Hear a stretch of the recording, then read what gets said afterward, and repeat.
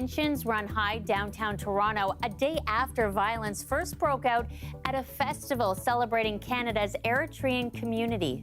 They beat him until he was unconscious and kept beating him, so a lot of people actually thought he died. Protesters say this weekend's events support the Eritrean regime, known as one of the most repressive in the world. We'll unpack the situation still unfolding tonight, and it's quite out of control. With thieves getting more brazen, renewed warnings from police and at least one hotel this weekend. We'll hear from the experts about the best way to protect your vehicle. And I just can't imagine what they're going through, so seeing what we can do to help. Toronto's wedding industry steps up to help couples left scrambling after a popular company shuts down without warning. This is CBC Late Night News.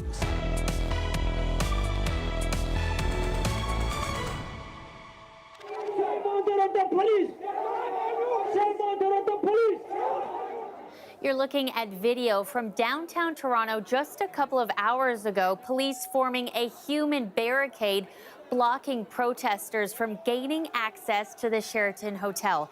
Inside, what organizers say is an Eritrean cultural event, protesters disagree. You're looking live at what the area looks like right now. That's Richmond and York Street. Traffic once again has been moving through the area. Today's clashes come after violence broke out yesterday. Now, our Travis Danrash has been tracking this story for us all weekend. He spent much of the evening outside that hotel. He's back again with us now. Hey, Travis. Hey, Shannon, certainly a big difference than a couple of hours ago. We are standing outside the Sheraton Centre right now where police are maintaining a heavy presence. There were protesters around this building earlier. That has now cleared, but there are still members of the Eritrean community inside, and they don't want another repeat of Saturday. That's when violence broke out in the West End. Chaos erupting at what was supposed to be a family-friendly event. Festival celebrating Canada's Eritrean community. Instead, structures toppled, barricades broken down. 9 were injured. Danayat Meritab says her 60-year-old father was one of them. They beat him until he was unconscious. She says he was a volunteer setting up when anti-government protesters stormed.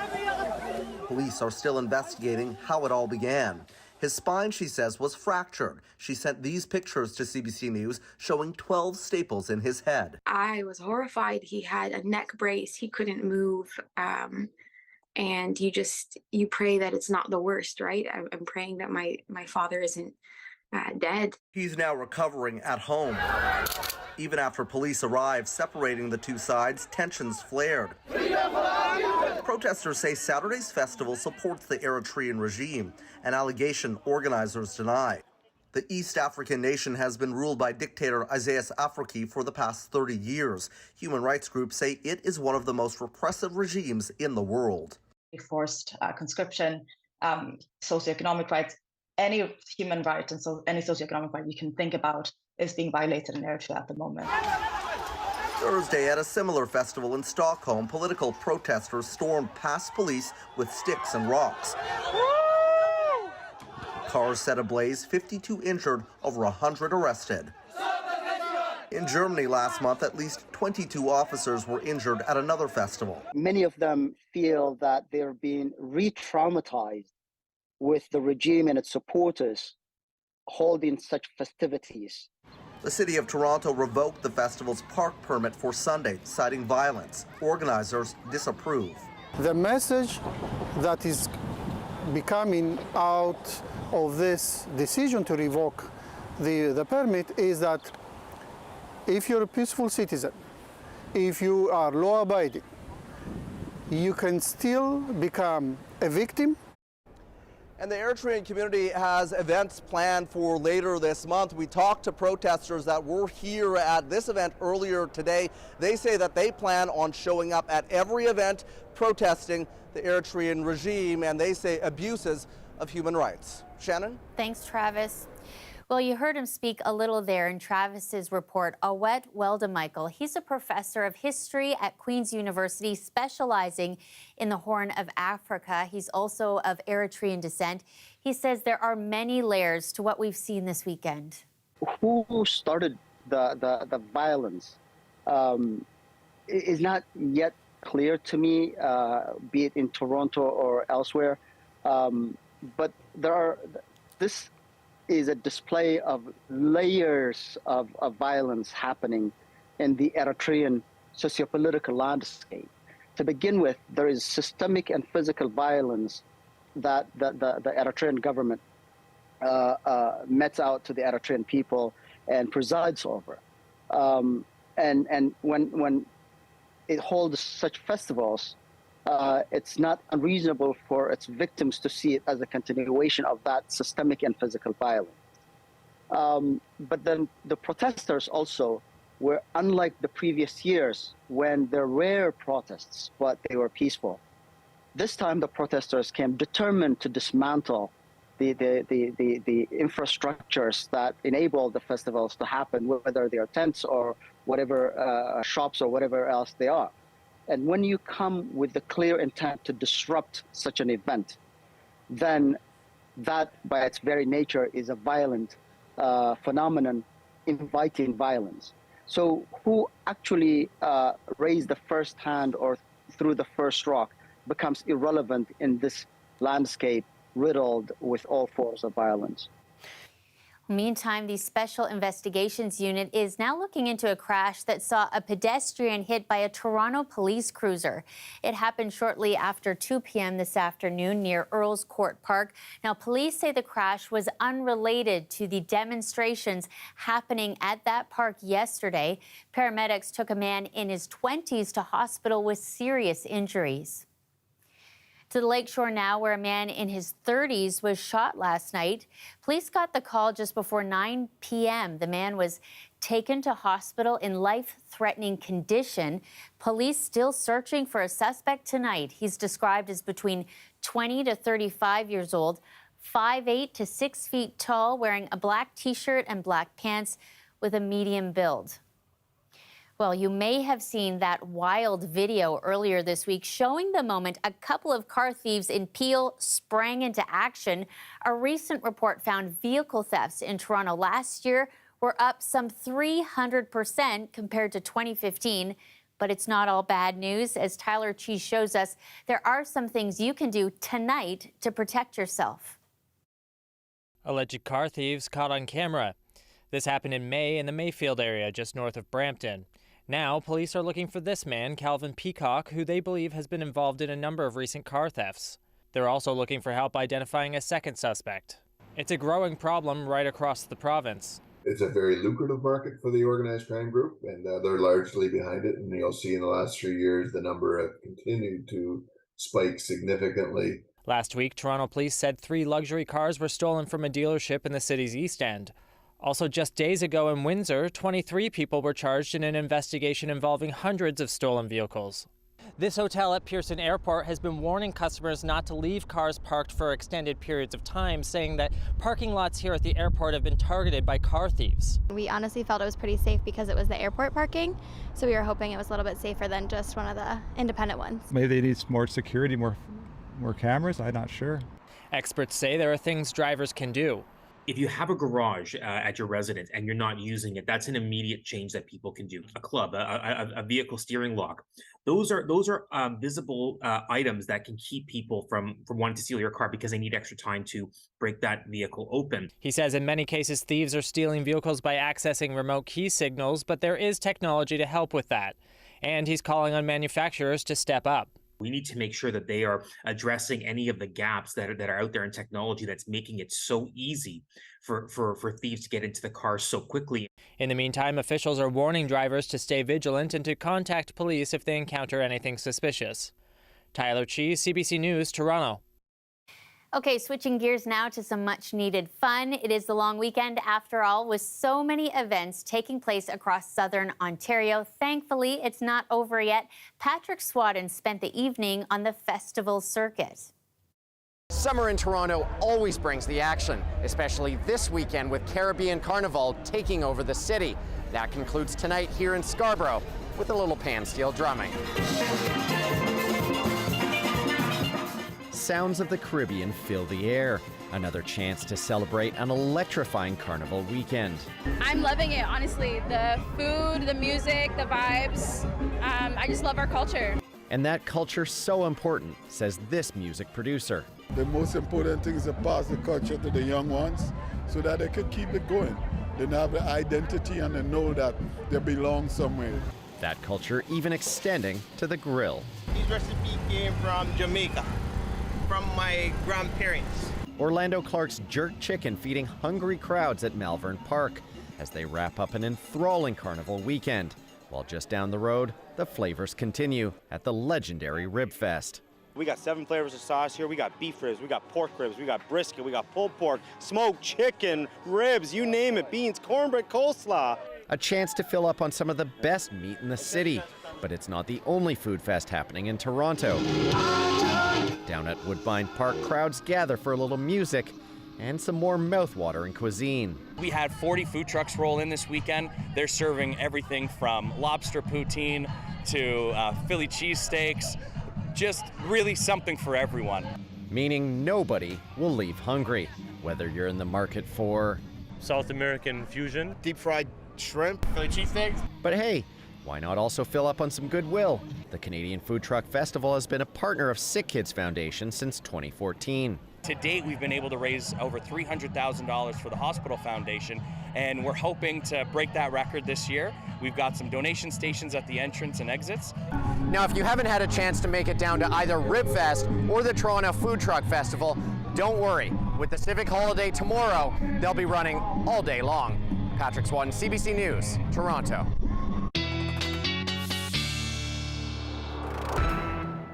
I have a question. Where's my taco? Come on, Patrick. You got to bring food back to the newsroom. That's the rule, the unofficial rule. Okay, well, we're hoping the weather cooperates for this holiday Monday, right? But Sophia's been warning us all weekend we're in for some stormy action. Hey, Sophia. Shannon, thanks for that. Yeah, Monday's a tough one to forecast. No matter where you are across the region, expect some wet and wild weather. Now, the rain started in earnest around the dinner hour. Continues as we speak, and it will be that way for the entirety of the overnight period and really much of Monday. But there will be a bit of a dry slot, so I'll tell you about that in just a second. As we play out your timing, then maybe you can plan some of your outdoor activities. Heaviest rain will really start in around the midnight hour, pre-dawn. Monday is when we can see some of those big beefy storms tackle us, especially around the 400 area. Monday morning, the heavy rain moves in for those of you in the nation's capital region. And Monday afternoon is where everybody, really depending on where you are, could see a couple hours of dry period and some clearing before the next round of rainfall comes in late Monday evening into Tuesday. And that will be some of the heaviest rainfall, especially for anybody really, Cornwall, Kingston, up to the nation's capital region, where some of you could see upwards of 50 to 75 millimeters of rainfall. Remember, the ground is very saturated. We could see some localized flooding. Now, coming up in the long range, we're actually going to do a bit of a count of how many wet days we have seen in July, and spoiler alert, the trend is continuing into August. I'll tell you about that in the long range. Shannon. Sounds fun. 2 required to win, and it's smacked. It's smacked for 6. Unbelievable stuff from Andre Russell. What a sensational cricketer that man is. What a champion. Look at the elation from the Tigers. The Montreal Tigers letting out a big roar after becoming champions at the GT20 Global Cricket Tournament in Brampton. They trounced the Surrey Jaguars in a dramatic last ball finish at the final. Montreal claiming its first ever title and wrapping up 25 matches over 17 days. Now, this year's edition also featured the Toronto Nationals, Brampton Wolves, and Mississauga Panthers. Turning to baseball next, Team Canada getting ready to battle some of the best at the Women's World Cup in Thunder Bay next year. Now, the lineup is a blend of experienced powerhouses and rookies ready to make a name for themselves. Our colleagues in Thunder Bay were on the diamond as the team was warming up for the qualifiers starting Tuesday.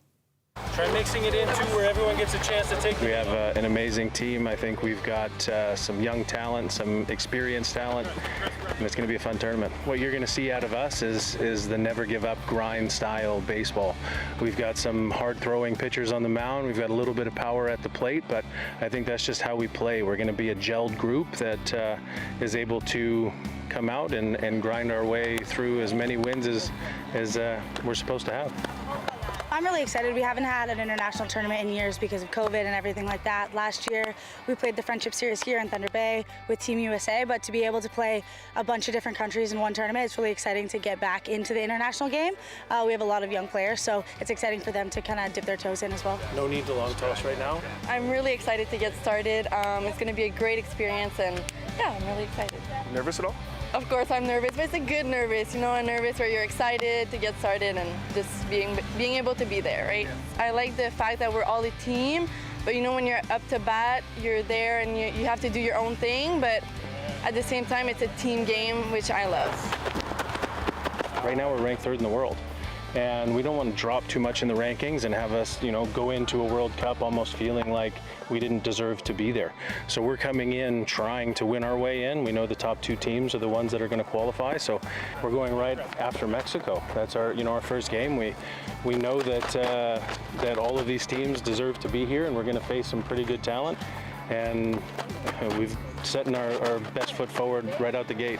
I think we can expect just some crisp, clean baseball. Like, I have been impressed with how we have shown up since Nationals have been over and we've come together as a team. So just some crisp, good ball players out on the field, regardless of, where they're from or what their background is. It's just going to be some nice, clean baseball. Excellent. People, when they come watch women's baseball, they're surprised by how good it is. I mean, there is really no difference other than some of the power and speed that the game takes place at. We don't have the 90-plus pitching that you might see on a guy's team, but we do have the ability to do everything else that they do. We have hitters that'll hit home runs. We have hitters that'll bunt and run. We have pitchers that throw really hard.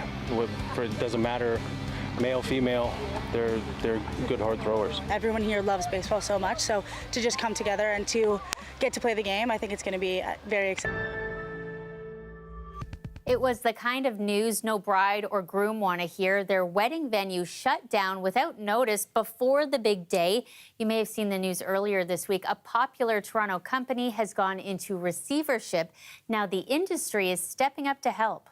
It's supposed to be one of the best days of your life, and you're looking forward to it. And it's in the next, for some people, weeks or like months. And now you're scrambling at the last minute. So it felt like, as a venue that does host a lot of weddings, we wanted to try to do something.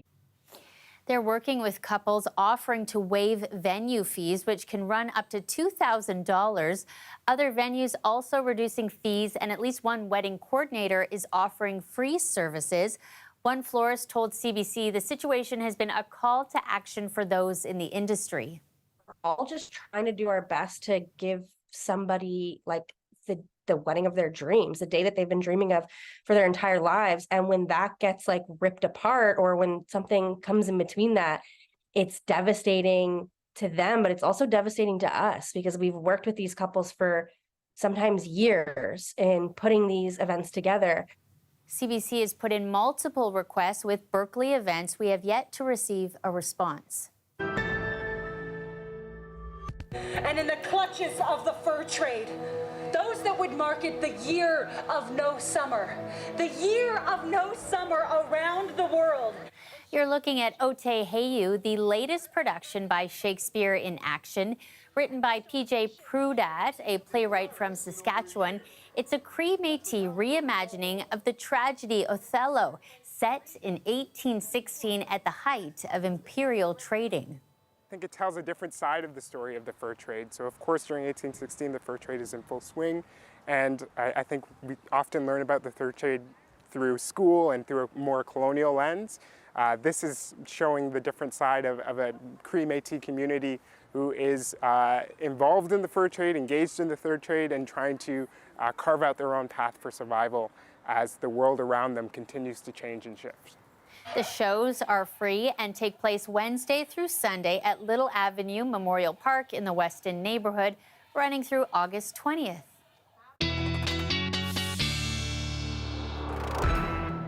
Sophia was putting us to the test. I'm going to guess 8, maybe 10 rainy days in July, whatever it was. It sure felt like a lot. Hey, Sophia.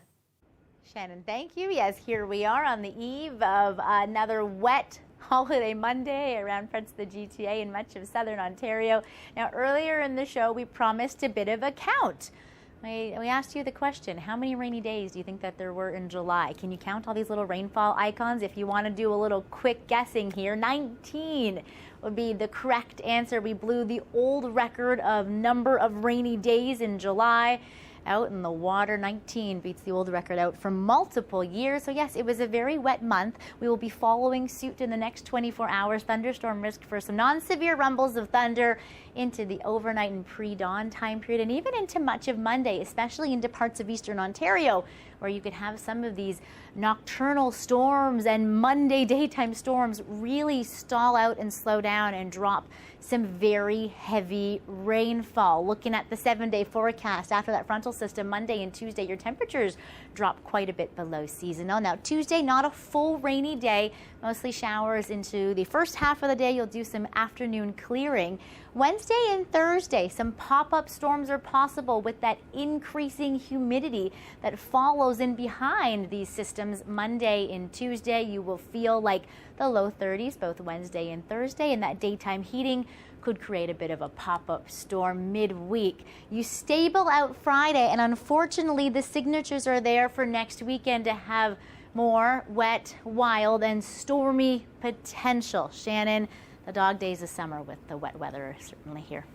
Thanks, Sophia. Yeah, we really are seeing a little bit of everything. It is the holiday Monday tomorrow, though, so maybe have some backup plans. You want to do a little time outside, but then maybe some cozy time inside, too. It has been a weekend of festivals across southern Ontario.